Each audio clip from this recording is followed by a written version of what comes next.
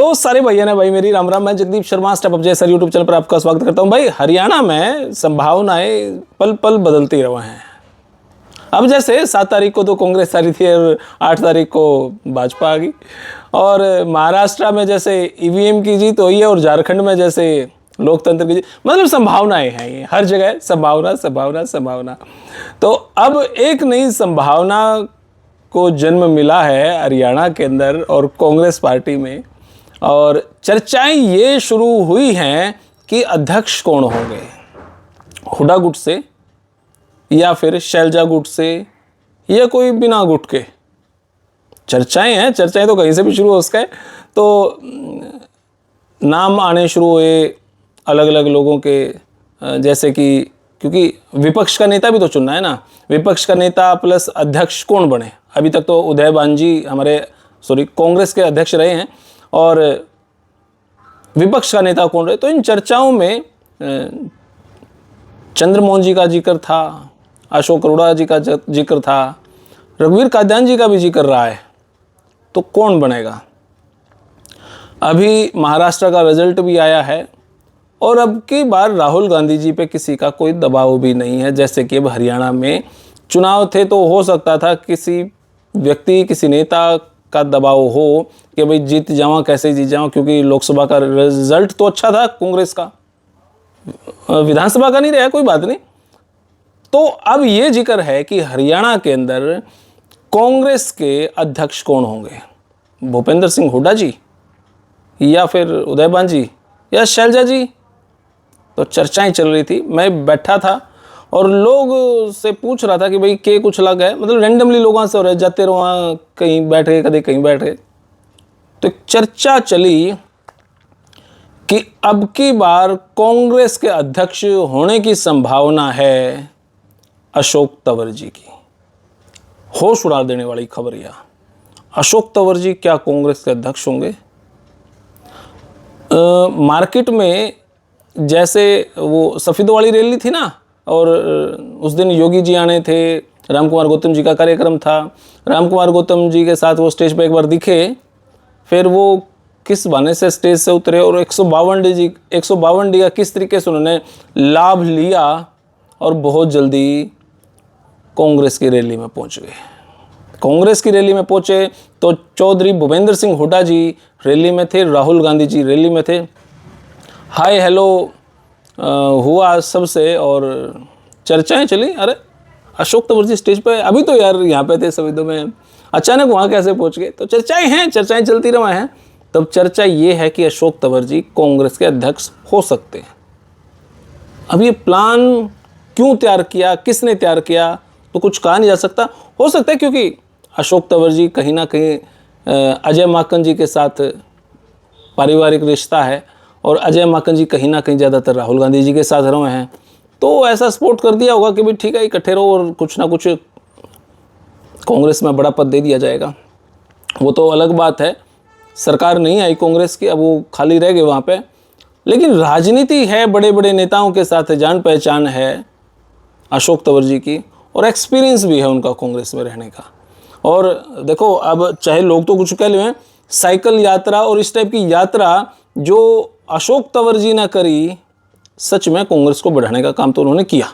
अब उस बात को हम डिनाई तो नहीं कर सकते कि उन्होंने कांग्रेस जहाँ पे उधर से बिल्कुल बिखरी हुई थी, वो एकता, वो संगठन अशोक तंवर जी ने दिखाने का कोशिश तो करी, और बड़े स्तर पर उन्होंने साइकिल अभियान छेड़ा, बड़ी बड़ी रैलियाँ, बड़े बड़े प्रोग्राम उनके हुए। वो तो हुड्डा साहब के साथ थोड़ा सा लगाव ज़्यादा होगा, तो उन्होंने पार्टी मतलब रोड़ा रड़ा ज़्यादा होगा।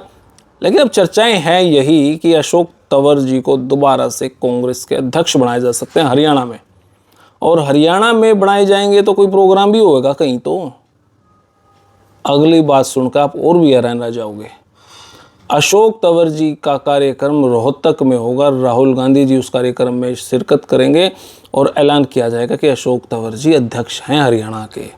अगर ऐसा हुआ तो आप समझ सको ना किसकी छाती पे बैठकर मूंग दड़न की बात होगी। या तो मतलब जो चर्चाएं हैं, संभावनाएं हैं, अगर ऐसा हुआ, रोहतक में प्रोग्राम हुआ, रैली हुई, राहुल गांधी जी वहां पर आएंगे, और अगर ये कह दिया कि भाई अध्यक्ष कांग्रेस वाला का हरियाणा में होगा अशोक तंवर, तो रोहतक में तो आप समझो छाती पे सांप लूट जाएंगे, जमा एक कड़तू हो जाएगा।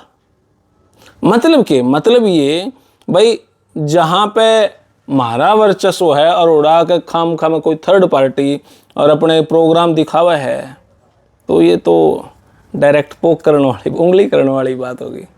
अगर ऐसा हुआ तो कांग्रेस को क्या फायदा होगा? मने लगता भी नहीं ज्यादा फायदा होगा, पर एक हिसाब से सोचा तो कोई ज्यादा सा नुकसान भी नहीं होगा। तो क्या ऐसा हो सकता है कि भूपेंद्र सिंह हुड्डा कांग्रेस में रहे? मतलब इसकी संभावनाएं कम है। अगर, क्योंकि ये तो डायरेक्ट अटैक भाजपा पे नहीं हुआ, ये तो उन्हीं पे हुआ ना, ऐसा लगे। अगर ऐसा होता है तो क्या हुड्डा साहब नहीं पार्टी बनाओगे, या हुड्डा साहब अशोक तंवर जी के रोड मैप पे चलेंगे? क्योंकि किसी भी पार्टी का अध्यक्ष इक्विवेलेंट ऑफ दिस पावर। अब अगर प्रदेश का अध्यक्ष है तो मुख्यमंत्री के इक्विवेलेंट पावर है, जिले का अध्यक्ष है तो वहाँ के विधायक जितनी उसके पास पावर है। अगर ऐसा हुआ तो फिलहाल तो हुड्डा साहब विधायक ही हैं, कोई मंत्री या मुख्यमंत्री तो नहीं है एट प्रेजेंट की स्थिति में। हाँ, उनका वर्चस्व हरियाणा में सबसे बड़ा है, कोई डाउट नहीं है इस बात में भी। तो क्या हुड्डा साहब अशोक तंवर जी के रोड मैप पे प्लान तैयार करेंगे? मान ले वहाँ कि अशोक तंवर जी कह रहे हैं कि अम्बाड़ा में मीटिंग है और सारे आओ, हुड्डा साहब आप भी आओ, तो क्या हुड्डा साहब यूँ भी जाओगे?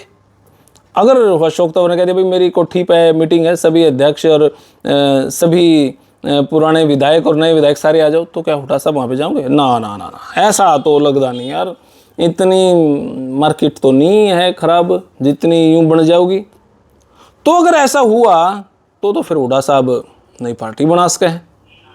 खैर ये बातें सब वो सोचने की हैं, वो अंग्रेजी का एक वर्ड हुआ करे बिरनी के लंबा वर्ड हुआ है। अगर ऐसा होता है तो ऐसा हो सकता है। खैर मेरे दिमाग में तो इतनी बात आई, कई भाइयाँ कहे चिंता उसका है वीडियो देखने से। चिंता ना करो, सिर्फ संभावनाएं का जिक्र है, संभावनाओं का बाजार है, और संभावनाएं जब हुआ तो कहीं ना कहीं मतलब धुआं उठ रहा है तो उसका मतलब कहीं तो आग तो लग रही है। तो एक पक्ष तो ये चाव है कि हुड्डा साहब की टीम की तरफ से अध्यक्ष ना हो, और हुड्डा साहब खुद चाहें कि भाई विपक्ष का नेता भी मेरा हो, मतलब चाहते होंगे, और अध्यक्ष भी मेरा ही हो, तो चित्त भी मेरी और पट्ट भी मेरी, दोनों ही उनकी हो उसका। तो कैसे उसका है? हालांकि अब की बार 2024 का जो इलेक्शन था भाजपा के लिए कोई मिरेकल से कम नहीं था। 2014 के अंदर जितनी बड़ी संभावनाएं थी उससे बड़ी संभावनाएं अब 2024 के इलेक्शन में कर दी। सोच नहीं सकता था कोई। खैर मैंने तो वीडियो बना दी थी। फिलहाल ये छोटी सी वीडियो इतनी है, लेकिन किन क्या टेंशन कर सका है वीडियो। छोटा सा यूट्यूबर हूँ यार मैं, तो क्या टेंशन करूँ था। खैर फिलहाल खाली बैठा था, मैंने सोचा संभावनाओं पर बात कर लेवा। तो अपने वीडियो किसी लगी? ओबियसली बहुत सारे लोगों ने तो अच्छी नहीं लगी होगी, लेकिन जिन्हें अच्छी लगी यार धन्यवाद आपका, अच्छे कमेंट कर दियो। और फिलहाल यह वीडियो इतनी। धन्यवाद। जय हिंद, भारत माता की जय। थैंक यू मेरे भाई।